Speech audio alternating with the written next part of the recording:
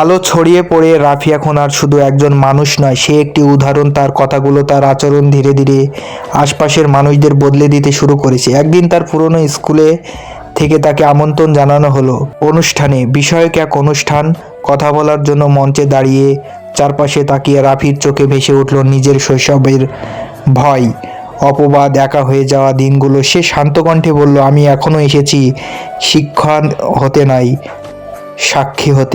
সাক্ষী একটি সত্য কিভাবে একটি মিথ্যাকে হারাতে পারে।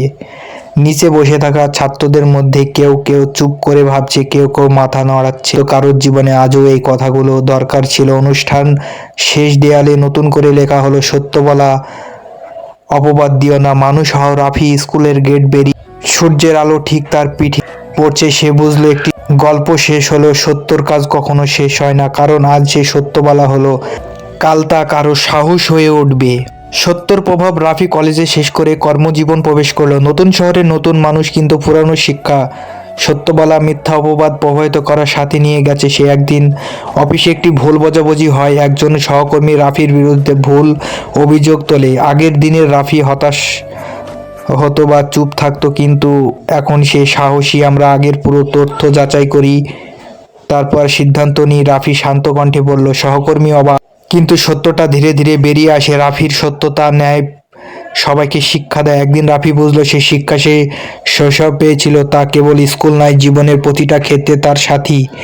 রাফি মনে মনে বলল, একটি মিথ্যা অপবাদ শুধু ক্ষতি করে না, কিন্তু সত্য ধৈর্য ধরে, বলে শুধু রক্ষা নয়, অন্যদের পথে দেখায়। এইভাবেই রাফি শুধু নিজেকেই নয়, চারপাশের মানুষকেও বদলেতে শুরু করলো।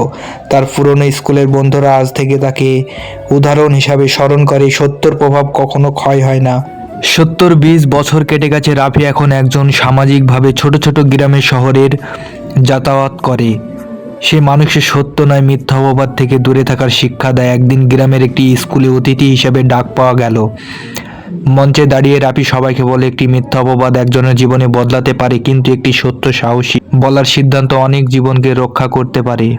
ছাত্র মনোযোগ দিয়ে শুনল, শিক্ষারা আবেগ ভিজেলে গেলেন। রাফি জানাতে গেলেন, শিক্ষায় সে শৈশব পেয়েছিল, এর প্রভাব আজও ছড়িয়ে পড়েছে।